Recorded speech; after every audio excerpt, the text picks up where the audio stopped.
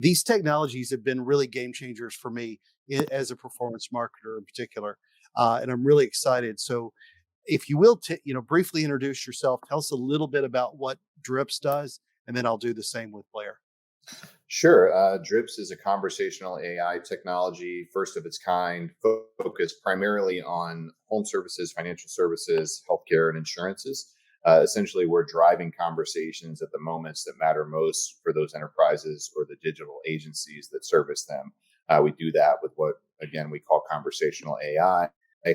Think about two-way asynchronous conversations that last a few days, effectively scheduling a best time to reach out to somebody or to drive them to, download an app or to sign a piece of paperwork or whatever it may be. Perfect. Blair, how about you do the same for Invoca? Sure. Hi, everybody. Paid search and digital advertising campaigns today don't just drive online conversions, they also drive phone calls to businesses. So, in a nutshell, Invoca provides marketers with the leading call tracking and conversation intelligence solution to measure, route, analyze, score, and optimize phone calls driven by your marketing. So you can use it to drive more valuable conversions and more revenue from your paid search, from SEO, from Facebook advertising, and reduce your customer acquisition costs.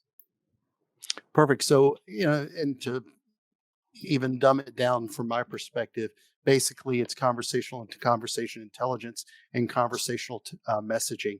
So if you think of inbound, outbound, it's really a 1-2 punch for anybody that's got a complex sale. In particular, when those calls come in, then Invoca is sort of the gold standard, if you will, for how that technology can contextualize calls and drive better ad optimization and better customer experience.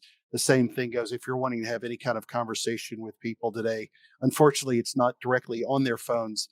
It's more of me texting AC all day long, but it's been a fantastic game changer for having a conversation directly with a customer via text, which a lot of people want to have. So let's jump into some of the questions today.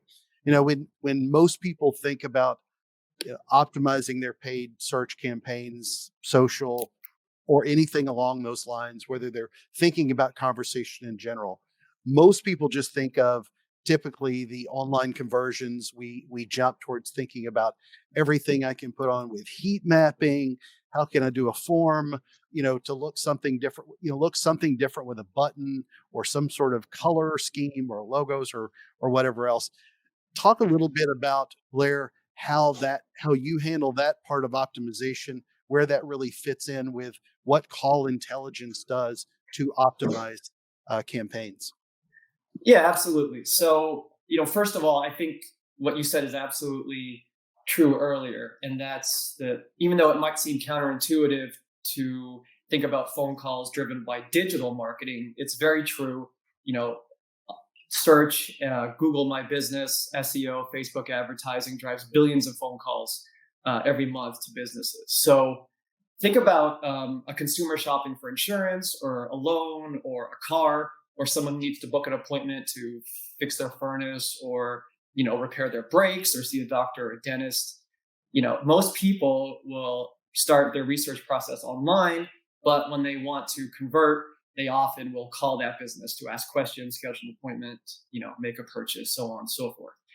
So what we've seen also is that, as more and more marketing is being targeted to smartphones and mobile devices, those calling numbers are going up. So the more and more people who search, especially local search on their smartphones, they're 30% more likely to call, 40% more likely to become a customer. So that's also great news for marketers if you're doing the right strategies to optimize for those conversions, because phone calls, often someone who calls you is often a more engaged, high intent, high purchasing conversion, and they often spend more if you can get them on the phone. So if you're asking me in terms of data, what marketers should be doing to optimize for those calls, I would just say you need the same level of data and insights to optimize for offline phone call conversions as you do for online phone call conversions. So you need to know who the caller is, you need to know the marketing source that drove the call, down to the channel, ad, campaign,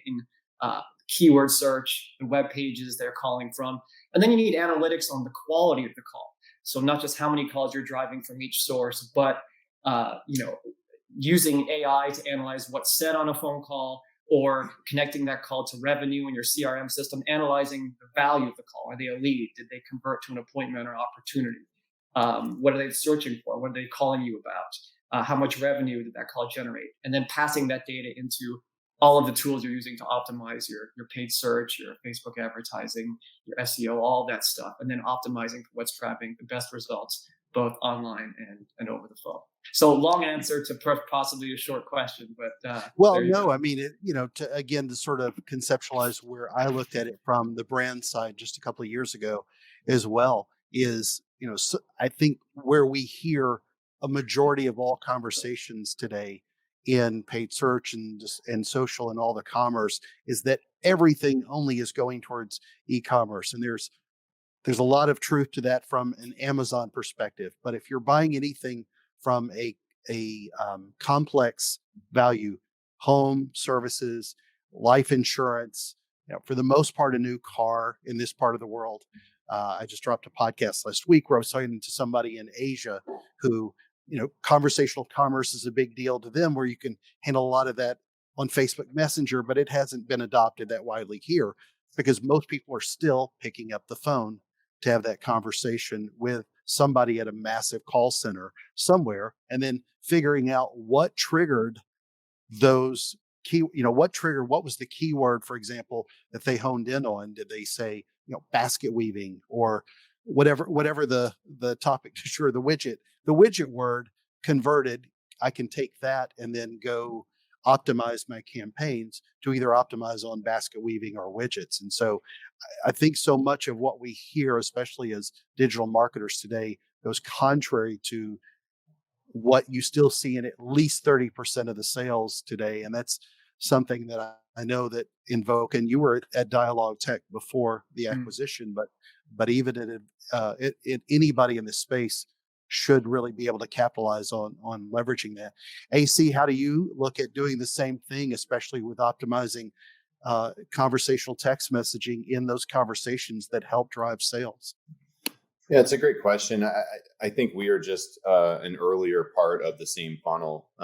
Yeah. Blair and I Invoke and Drips service many, many, many of the same companies, creditrepair.com, 3-Day Blinds, et cetera. And as you said, it's these companies that are offering services or really high considered purchases, because those consumers are still going to want to talk to people, period, the end. The most that I've seen get what I would say more e-com adoption is some of the direct consumer, like mattresses as an example, right? But anytime there's any service attached to it, that generally means it's much more considered, it's much more expensive, and it's much more nuanced of a sales cycle. And that's where you're going to want to leverage conversational AI, even on the outbound, where Drips focuses, or on the inbound, where Invoke focuses, and with a big, big, big focus on removing as much friction for a consumer as you can. Right. So if you imagined a consumer wanting to sign up for life insurance or health insurance online, a lot of friction, right? It's a laborious effort to go through.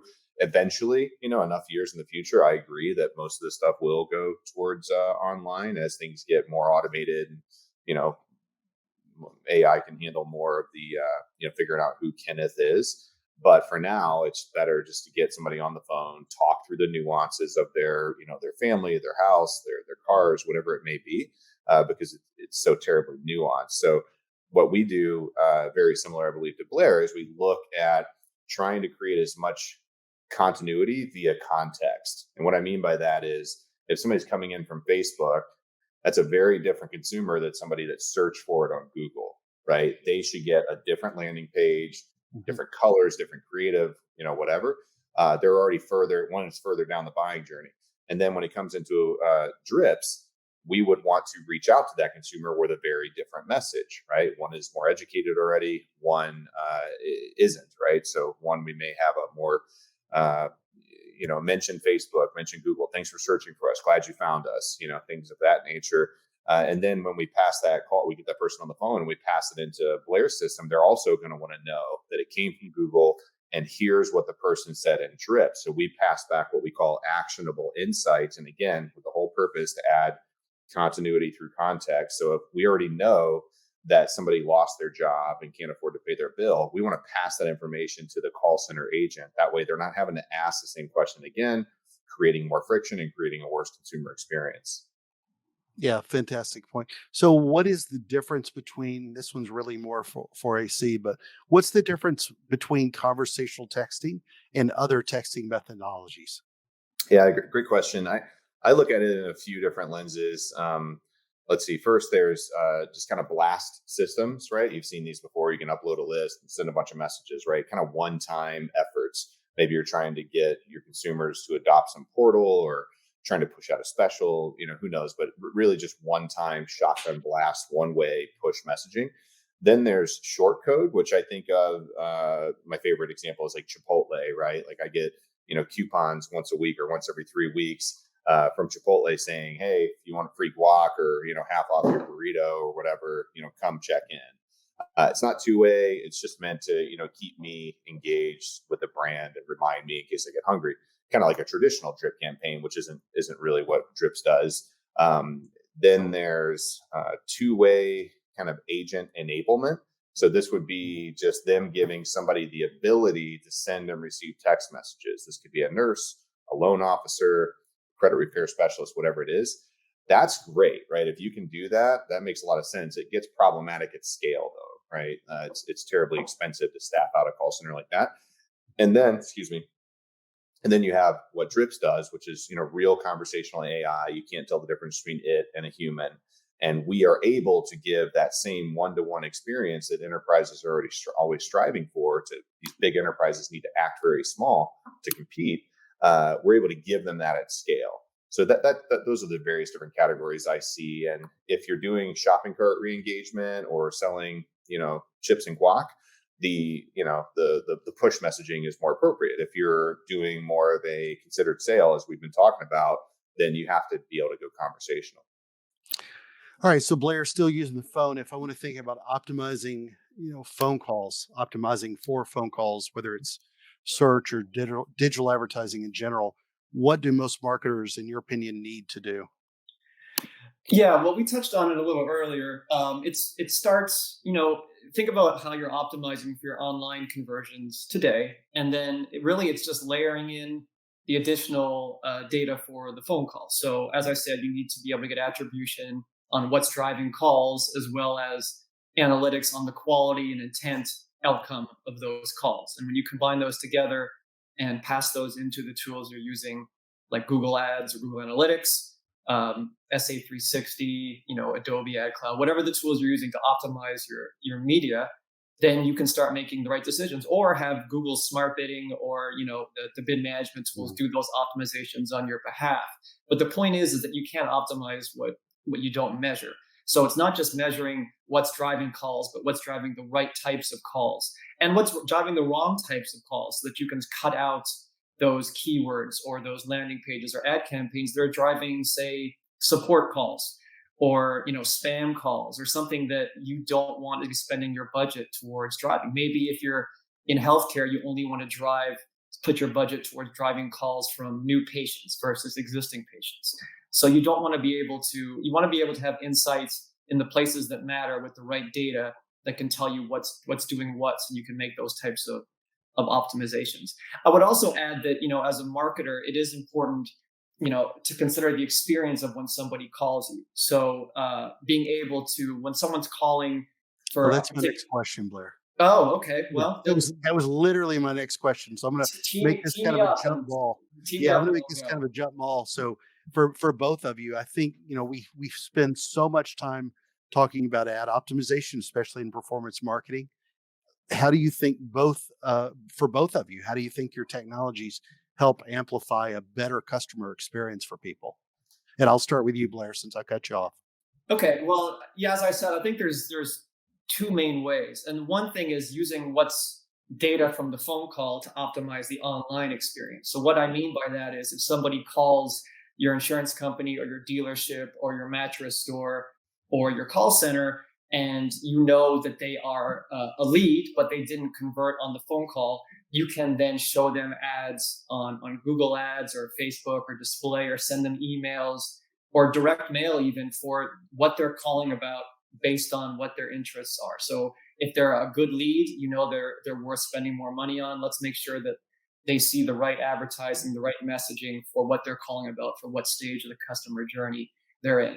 And the other thing I think that AC touched on a little bit as well is that if you have data on who the caller is and why they're calling at the time of the call, you can pass that data on to your call center agents or the people answering the phones at your location so that they can have a better experience, a better conversation, because they already know why you're calling. They know you're calling about an auto loan versus a home loan. You can also use that data at the time of the call to route that caller to the right person. Are they a sales lead for a territory in Kansas? Let's route them to the agent who handles those calls, or let's route them to the store that's open, or let's route that support call because they're calling from a support page or they're an existing caller.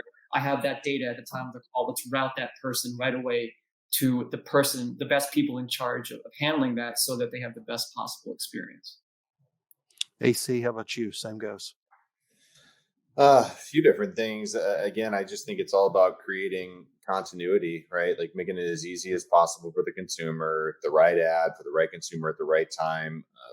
My personal opinion on conversational AI and just having the ability to reach out to somebody, I think is of the utmost importance these days. I think with the with Google killing cookies and the apps now having to get permission to track you, it's going to get tougher and tougher and tougher for agencies to generate clicks for these enterprises at a reasonable price. And then on the other side of it, the enterprises that are buying those clicks now can't retarget the way they once were able to. So I'm seeing a lot of enterprises go back to kind of the old way, right, of just lead capture where they can, and then you can put them into a drip system and follow them around tastefully on their phone, because again, the privacy stuff and the lack of ability rather to track people is just going to get tougher and tougher and tougher.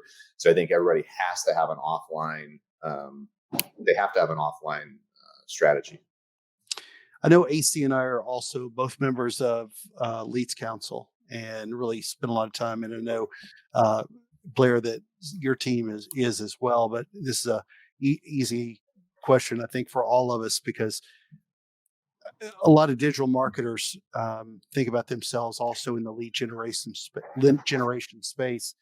And I had a conversation with a friend of mine just recently who I kind of challenged him on because he didn't know enough about consent and compliance. And I'd like you to at least elaborate. And I think be somebody behind you, the dog with your knife.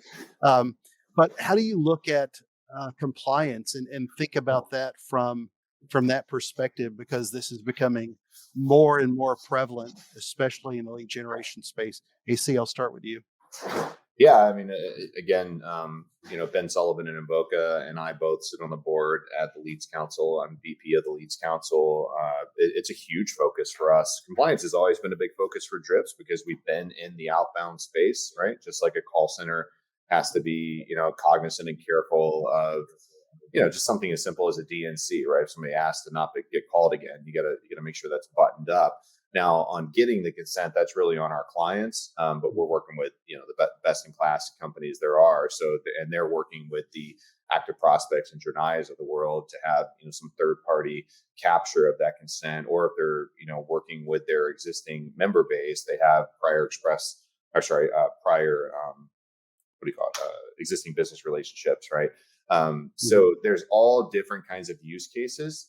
And every different use case has its own, at least in our world, its own set of best practices that we've established that often, and most often actually, are even more stringent than the law. Meaning that there's, as an example, there's a telemarketing sales rule, right, which says you can't telemarket to people on certain holidays in certain states and certain times and certain weekends and all these different things. But if you have prior express written consent, the law says you can, right? So, but we still try to go above and beyond, right? Unless somebody's asking for that auto insurance quote right then and there on Thanksgiving because they happen to be there, shopping. Unless it's that same moment, we're going to go ahead and skip that message on that holiday in that state. Just little things like that. I think platforms have to have best practices established in their platforms. And I'm seeing more and more and more demand from the enterprises.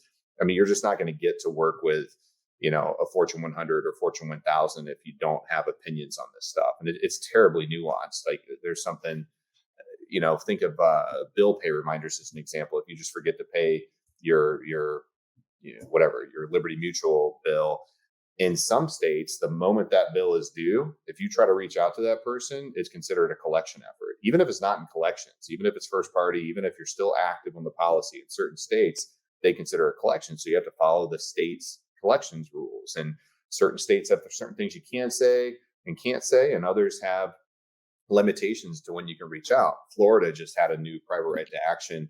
They call it the mini TCPA law. So you gotta be well versed on this stuff, and you gotta be well ahead of it, and you gotta take it very, very seriously. Blair, how do you look at it from a product standpoint? Yeah, I mean, I echo everything that AC said. In Invoca, we consider what we provide. It's compliance without compromise. So our solution for tracking and analyzing and providing intelligence from the phone calls you get to your business. First, it's that type of data is considered first-party data, so it's not third-party data. It uses first-party cookies. But if you're a business, like if you're a healthcare provider where you're concerned about HIPAA, or if you need to be PCI compliant, the Invoca solution is both of those. It can redact all of that data from transcriptions and recordings automatically, so you can use the analytics that Invoca provides without worrying about violating HIPAA or violating the PCI standards, of course. But we also, compliance is an important issue, because sometimes you want to make sure that your call center agents or your locations are being compliant with what they're saying.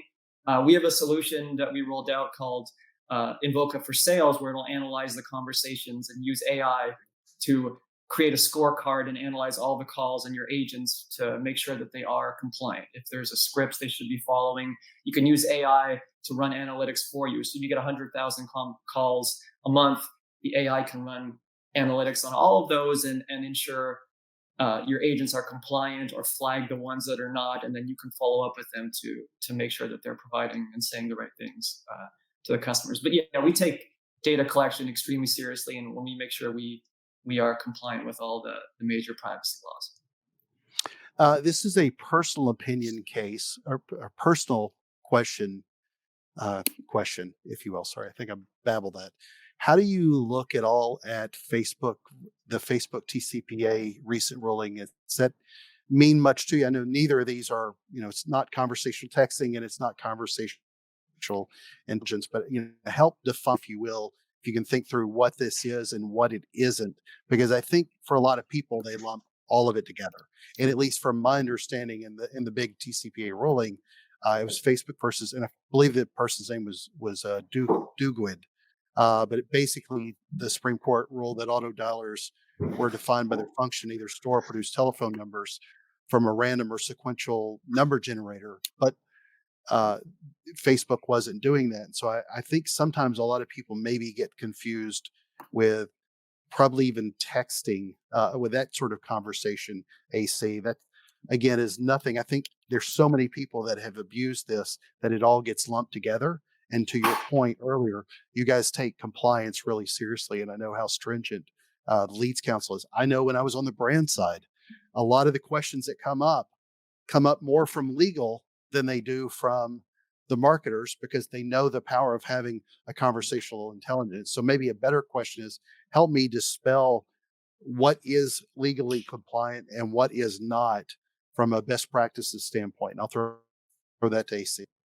Yeah, sure. I'll hedge slightly by, obviously giving the disclaimer that I'm not a lawyer. I just play one on these webinars. Exactly. Once in a while. Neither am I. But I can parrot what Eric Troutman of TCPA World has advised us and advises his clients, or the way that he's broken down the Supreme Court law. I mean, you nailed it. It was a narrowing of the definition of an ATDS, which was overly broad prior to that. An iPhone could have been considered an ATDS prior to that ruling. I believe it was 9-0, the vote amongst the justices. Yeah. So, it was an obvious statement that said that the reason that the TCPA and the definition for the ATDS was what it was to stop scammers and spammers, right? The end. If you're rolling through randomly numbers, sequential, as you said, or randomly generating numbers, and I'm dialing, Blair and then his wife and then his kid, that is what TCPA was meant to stop. So that being said, so what's that mean, right? What's that mean practically? Can anybody do AI texting? Maybe, that's what Eric says. He says now it is, I think long story short, our best practices and our clients' best practices have not changed, meaning we are still, saying that, hey, don't care. You still need express written consent, right? That's what I'm seeing across all of our enterprises. They're not just uploading a bunch of random, or not random, but you know what I mean, databases of numbers and sending out a ton of text. I think that would cause a snapback in regulation that none of us want. Will people abuse it? Of course. Some people think that you can do automatic calls and text now. They got to remember that is just one piece of the TCPA. Pre-recorded voice, as an example, is another. So, you can't just get rid of your TCPA checkboxes as an example. You need to keep those. And again, think of this, like 3 months, 4 months, whatever it was after that ruling, Florida popped up a private right to action that looks exactly like the TCPA, albeit even more cumbersome and burdensome, right? So, and now that law is there, other states can copy and paste it, right? So I expect we'll see more and more states having very similar restrictions and laws that have private right to action. And also keep in mind the people that hold the keys to the castle are the carriers, right? So it not that it doesn't matter what the law is, it does, obviously, but even if you are compliant with the law, it does not mean that you will be compliant with the Twilios and the AT&Ts and the T-Mobiles of the world, right? They hold all the keys. So that's why conversational and consumer experience and consent and, honoring people's opt-outs is so important, because no matter if it's legal or not, you're going to have a tough time, getting inbox, so to speak, if you don't follow best practices. Yeah, and to not be a legal definition from a lawyer, that was very good. I'll play this back for Eric Troutman and you will have made him proud. The reason I ask it is because I've had this conversation with people that don't know enough about it, me included. I'm always learning as well, but understanding that it's not all lumped in together. And I think that's, there've been too many people that have abused this, and knowing how much focus you guys have on compliance was really important for me to at least think about. Kenneth, let me throw in a quick Yeah, point to this, and please. it's only that it's only a different angle. If there are marketers on the Exactly. listening to this, maybe you have an issue with driving spam. You're getting spam calls from your campaigns or your marketing going to your locations. So a lot of customers that come to Invoca come because people are spamming their locations. Their locations are complaining, or their call center is getting too much spam. So Invoca does have uses AI to challenge and block spam calls. So if a robocall is generated to your business from your paid search, Google's charging you for that. So you want to be able to A, know that it's happening, and B, be able to block it from reaching your locations or your call center. And Invoca has AI that can analyze the call, determine that it's a robocall, and block it from reaching there. So if that's an issue, if you're getting complaints from your your dealerships or your stores or your franchisees or your clients, if you're an agency, there are solutions that can help block some of those AI's calls from reaching you. No, perfect explanation. I'm glad you did add that. AC, let me ask you, how do you and your team handle carrier blocks? Since you mentioned some of the players in that space, and define Yeah, for the sure. audience what a carrier specifically is, and then Yeah, so our nomenclature, a carrier is AT&T, T-Mobile, Sprint, et cetera, right? Verizon, and what we call providers are the API, programmatic texting and voice suppliers like Twilio, et cetera. So there's blocks at every level. all the way down. I believe we'll start seeing them on the phones as well eventually. I mean, you've seen, I think, if you get a text from somebody that's not in your contacts, you'll see a little report junk button. It's been there for, I think, over a year now on iPhone. So eventually they're going to start doing something with that. There's no getting around it, candidly. The 10 DLC, I think, is going to be the best chance at enterprises getting around it. So what's going to happen is we're going to have the ability to register use cases, say, hey, this is Loan Depot, this is this use case, here's what the consent looks like, et cetera, et cetera, et cetera. They'll be given certain parameters, and then the idea is at least to be whitelisted so that they can start to actually tighten down more on the blocking from companies that are not whitelisted. Now that may take months or years to roll out. Nobody really knows. But again, it's back to that trend of transparency, right, and consumer experience. There is no getting around it, though. Enterprises get caught up in it every day. It happens all the time. It's a big problem. And the best way to get around it is to have really good consumer experience, really good conversations, right? So if you have 12 nurses that are reaching out to their patients by hand, and it's all humanized and it's all tasteful, you're going to have very little blocking issues, right? But if you're trying to blast out a million, coupons for whatever, you're going to have some issues. So I think of it just like email, right? We put out a little bit of content on this, I think, a few weeks ago, saying that texting is the new email. It's email, and it's 1992, right? And there's regulation already in place now. There's automation to block it already in place now. And your inbound and outbound open rates and click rates are going to matter more and more and more. So if you can drive a really good humanized conversation and it's a great consumer experience and the opt-outs remain pretty low, you'll have very little problem. So we talked about texting, but Blair, I'd like to know, we also think about just generating a lot of calls. I know this happens all the time. The value of a call over a form fill, for example. A lot of phone calls come from search and digital, but some of them are not really wanted because they're not the right kind of call. Most people would rather convert online instead of calling today. So when you think about how to prepare a marketer for that, whether it's leveraging a call intelligence type platform or not, what's the advice you would give them? Yeah, so it's a good question. I would say we have many customers at Invoca who would prefer that the person converts online. So e-commerce, whether they're selling mattresses or barbecues, D2C companies, it's obviously if they're engaging with you and getting you to visit the website, they would prefer that you convert it online. But the fact of the matter is that they get hundreds or thousands of calls a day, and if you need to really understand the reasons why. So if you want to cut down on the unwanted calls and make people convert more online, you need to understand why people are calling. So first, are they calling because they have a question that your website isn't currently answering? So why are they calling? They need more information. If you know those reasons, you can add that content to your website, add them to your product pages. You can run ads with that content. That'll help you generate more visits from SEO, but it'll also help you convert more people online because that information that they're calling to ask about is already on your site. I would also say maybe they're calling because there's an issue with converting online, whether it's your coupon code's not working or they can't put in the right information in your forms. If they don't, these calls can help you diagnose barriers that are impacting online conversion. So if you have analytics on that and you understand why people are calling, you can take the right corrective actions to fix it.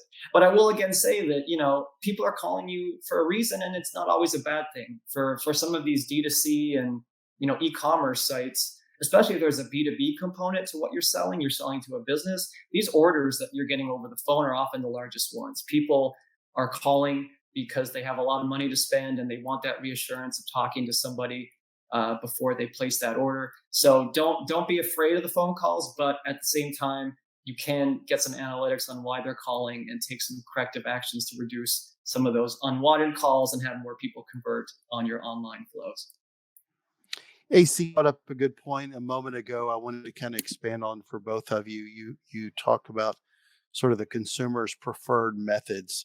And I know a lot of this obviously is driven by the brands themselves, but advice from both of you to marketers: how should someone go about helping define, what that preferred method is, if it is texting in some form of conversational texting or via calls. I think a lot of times we just sort of set it and forget it, kind of like just somebody's on the email thread. So now I've got a license to email them 1,000 emails, but really understanding how to help give guidance to brands. I think a lot of brands are probably looking still for that guidance for what works outside of just what their legal team may tell them they can or cannot do.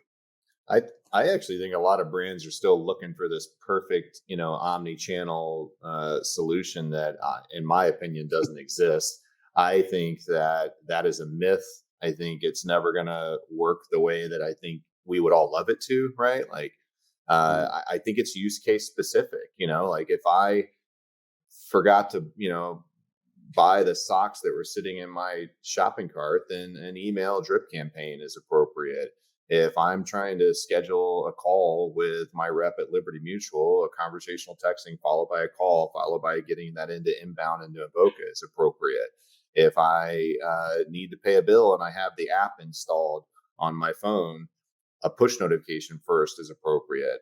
You know what I mean? Like, Mhm. I don't, I mean, maybe Yeah, it's an unpopular opinion, but I don't really believe in this whole, how do I want to be followed up with? I think it's very based on the use case. And I think if you try to do web chat, as an example, to get somebody to right. pay their bill, you're going to have a real tough time, right? But that may be somebody's preference. So I think knowing where the user needs is going to be and the use case and what you need, what the enterprise needs from them to make sure they get the service that they're looking for, I think is very important. And then I think just making sure that you can allow them to opt out and say no thank you to that channel. That I think is more important. So I think plugging in the right Agreed. use case at the right time for the right consumer, and then giving them the option to say, you know what, I don't want to chat with a bot on Facebook. I also don't want text messages, but feel free to call and leave me voicemails, or feel free to text me. Don't ever call me. Or I don't like emails because I keep them really tight and filtered because it's my professional email. So I think that's more important, is a smart strategy where you're using the best in class players from all the different spaces, Invoca for inbound, Drips for outbound, et cetera. Right. I don't think there's one company that's really cracked it, nor do Yes, I well think there said. will be. I would only add that the only constant in all of this is change. So what we saw during the pandemic, for example, there's studies that came out. Zendesk had a study that said that 30% of people called the business for the first time during the pandemic. So all of a sudden, when stores are closed, That's social a great point. distancing, all of a sudden, how else are you going to have a conversation with? You can't go to the store and ask somebody a question. If you're shopping online, that's your only vehicle. You have to call the call center or the location or whatever. A lot of them are requiring you to call to book appointments before visiting to buy a car, for example. All of a sudden, Mhm. that became the phone was a lifeline for businesses to communicate with their customers. So again, different people want to convert in different ways based on their urgency or what they're buying or what stage of the sales cycle they're in. All I would say is that it just get the data. The data will tell you what you need to know, and then you can make decisions on how to optimize. Just get the data and make sure that you're providing those pathways to conversion that your customers want, and that you're providing great experiences based on the data you have on them while they're converting in whatever path they're taking. So again, I want to remind everybody we've got just a little over 5 minutes left. If you have any questions, please make sure you find the question button on the far left, and I'll make certain to allow some time to towards the end. But ask now or forever hold your peace. So um, let's think a little bit from a. I mean, we've talked a lot about you know experience in particular, and a lot about compliance in general. Let's talk in particular about specific campaigns. Uh, I'm a I'm a brand, and I've got a big campaign initiative going this fall because sales have been wonky for the last 16 months because of the pandemic. How do I start looking at applying Invoca, for example, to a campaign to drive a lift, whether I'm looking at paid search, display, social, or so forth? Yeah, absolutely. So what I would say is, if you're sort of, especially if you cut down on your spend during the pandemic, and now it's either the holiday sales or whatever, and now you're looking to ramp it up again. You've got goals to hit before the year. I would say, it's the fundamentals. So basically, start measuring the data on the phone calls you're driving, where they're coming from, what keywords they're coming from, getting analytics on the quality of those calls. Because to be quite frank, maybe 30, 40, 50% of those calls might not be the types of calls that you're wanting to spend your budget on. So getting that value passed and into the systems that you use to optimize, and starting to look not just at that specific channel in a silo. So for example, paid search, if you're doing Google ads, don't just look at the calls and the data from that particular channel, but look at the impact that you're getting then from someone who's scrolling down the page a little further to an SEO call or a Google My Business phone call. Making sure that if all of a sudden you're ramping up your paid search spend to hit those goals in Q4, are you cannibalizing the free calls you were getting from Google My Business and SEO for the beginning of the year? So don't just celebrate because more calls are coming in. If you didn't have any visibility,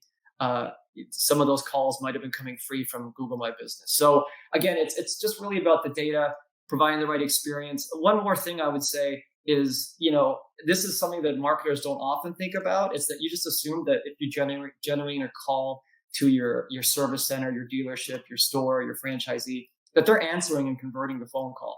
We've seen there's absolutely data that some locations don't answer more than 60% of their calls. So you're just spending money to drive the right caller and no one's answering the phone, or they're not converting. The person answering the phone call doesn't know what to say, saying the wrong things. As a marketer, don't just pretend like your job ends when the call is generated. Your job is to see that call all the way through to a conversion. So get the data from if your locations are answering the phone, if people are dropping off when they're calling your call center because they're on hold for too long, or being transferred over and over again because it's unhelpful, or if the person's not even asking for an appointment when you're calling or asking the right questions that you convert. Analytics on the call can give you all this data. As a marketer, believe me, it will help you if you have it, because you might have huge gaps in your experience that you're unaware of. They're just crushing your ROI. Yeah. Again, and I love the point that both of you brought up. And it's your first party data. It's your conversations with your customers. And I can tell you many, many times I've listened to phone calls and seen where maybe the ad didn't match what was said to the call center. And you have no idea that you got ads out there, on Google or Microsoft ads that are not matching up with what they think they're seeing. And that may sound trivial the way I've described it, but it happens all the time. And when you can continue to optimize performance on where is literally likely part of your biggest media spend on Google in particular, can make a real difference from an optimization standpoint and from an experience standpoint. AC, you as well. How do we start mirroring these up with campaigns to drive a higher incremental lift? I think Blair nailed it with, don't stop at, maybe what you think your major KPI is, right? Like you have to go all the way down to customer acquisition costs. I don't care who you are, the best marketers and the best operators in the world, and the best brands in the world. That's how they look at it. They don't just look at contact rate, because they know that if an agency put out an ad that said, save 90% on your auto insurance, or if, we wouldn't do this, but if Drips ran a campaign that said, get $5 auto insurance every month, they would get a lot of phone calls, right? There'd be a huge contact and transfer rate, and Voca's lines would be blowing up, but nobody would buy because they get on the phone, they do the sales pitch and be like, no, your insurance is going to cost $297 a month. You know what I mean? So you got to look at the whole stack all the way back to view one and all the marketing costs associated until it gets to the point where it binds in its conversion. Couple of the things I'd add is just plugging, kind of like I said, back to what Blair said, it's like back to the basics, like plug the obvious holes, right? Like one of the ones that I still see, and we secret shop our target audience, our ICPs, and anybody listening here, if you'd like to, get this analysis, just hit us up on drips.com. But we'll run a secret shop where we'll test, Monday at noon, Tuesday at 3 a.m., Sunday at 4 p.m. and see what happens. And almost unequivocally, most enterprises aren't doing much with those after hours and night contacts. The internet doesn't stop, right? The ads don't turn off, emails don't slow down, people are still shopping. at midnight on Friday. And most often we see that they sit all weekend, and then maybe Monday by 11 or 12, when they've worked through their backlog, they get a reach out. That's an obvious hole that you can plug. And there's many more that, we can usually identify for people. So just kind of back to the basics. And then the other thing is just automation, right? Like if it can be automated, it should be automated. I think a lot of call centers, specifically in like Medicare, Medicaid, open enrollment, AEP and whatnot, are going to have a terribly hard time staffing this year. McDonald's is giving out cash bonuses, right? Like I was just in New York for some meetings recently. I could barely get a cup of coffee, because the restaurant was so understaffed. So really be thinking about that, because all of you call centers that are out there in open enrollment that think you're going to be able to spin up 3x, 5x the way you've done year over year over year, I think it's going to be a lot harder this year. So, look to leverage marketing automation now and not when it's too late. Well, I might question your place for choices for cups of coffee, but kind of 30 seconds to a minute each. AC, what do you think? Where do you sort of see conversational texting in its near to mid future? What do you see? Put your crystal ball on, and where do you see this going? We, like as Blair mentioned earlier, just so much change lately, and it continues to go on and on and on. Where do you see it going? A lot of people had a lot of hopes on RCS, which is like fancy texting, right? Like kind of the WhatsApp stuff that died. Anytime you try to get AT&T, Verizon, Sprint, and T-Mobile to do something together, it's tough, right? You have four diametrically opposed carriers that had to build some technology. So I think we're going to see the phones, meaning the iPhones and the Androids of the world, owning more of the functionality, more of the filtering, more of the screening, a ton around transparency, privacy, regulation. I mean, just a ton, right? Like that is what we're in for. And I think it's great. I think it's a good thing for enterprises. I think it's a bad thing for spammers and scammers. I think that the technology that is coming out and the things like the campaign registry are going to be great for everybody. Long term, this is that short term. Midterm, I think that it will be able to take people further down the buyer's journey, right? Like lead attribution, ask some questions, append that information, get that person, get more critical information through the conversation to pass to invoke it, to pass to the clients. And then long term, we think our thoughts to each other. We'll see. Yeah. Blair, how about you? Yeah, I'm really excited about what the possibilities of AI can do from an analytics standpoint, what it can do in terms of analyzing what was said on a conversation. We have a solution called Signal Discovery, which basically is like an unsupervised machine learning model that analyzes the phone calls for you. And it just runs its own analytics to find insights that you might not be actively looking for. So for example, it'll bucket a bunch of calls and say that this is the reason these calls are not converting. This is the reason why. You can dive in to see the questions that people are, the most popular questions that people are asking, things like that. The things that AI can go into a phone conversation, which, to be quite frank, it's one of the richest sources of data and insights on a consumer and on your business that you can get. It's someone directly speaking to you. It's your business responding to them. If you're really going to understand the consumer, what they're saying to you on the phone calls is a great way to do it. And AI can actually go in there and find insights, trends, barriers to conversion, issues that are happening that you're not really looking for. And it can surface those to you so you can make corrections. So I think that's really exciting. I think the opportunities of using AI to analyze sales conversations that we're starting to do, I think that's really exciting. So making sure your sales agents and your locations are performing well and helping with sales coaching to improve their performance by sharing parts of the call that are not, this person could have done a better job here, or this person did a great job here. Let's democratize those insights across the organization so everyone can perform better. The opportunity for predictive analytics out of phone conversations and surfacing those insights, I think is extremely exciting. And AI is making that all manageable. It's impossible to listen to 1,000 calls a day, and much less 100,000. So, and Blair, you're talking about moving to probabilistic, not Mm. deterministic, right? Like Yes. that's really the future, right? It's not thinking thoughts to each other. That was just me being cute, but it is having the amount of data that Invoca or Drips has, running a machine against it, and then in real time changing the conversation, right? Like Mhm. letting the salesperson know not to ask this or making sure they do ask a specific question. When I say deterministic to probabilistic, deterministic is red button versus blue button, right? Or educative script versus this, or the call center script is A versus B.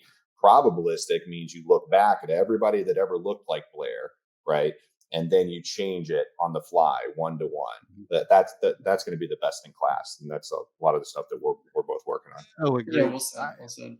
I think the future for me that I get most excited about is just the fact that marketers will start looking at these real conversations as a tool that they didn't know they even had in their quiver. And the closer we get to really understanding and leveraging that a lot more, it's very powerful to really just take a listen to what your customers are saying, whether that's via text or a phone call, and be able to engage them in a much better way that drives better experience and better ad performance in particular. So again, guys, I'm big fans of both of them, having been a first party user of both your technologies. I want to thank you massively today. It's been an amazing experience, and wish you both the best.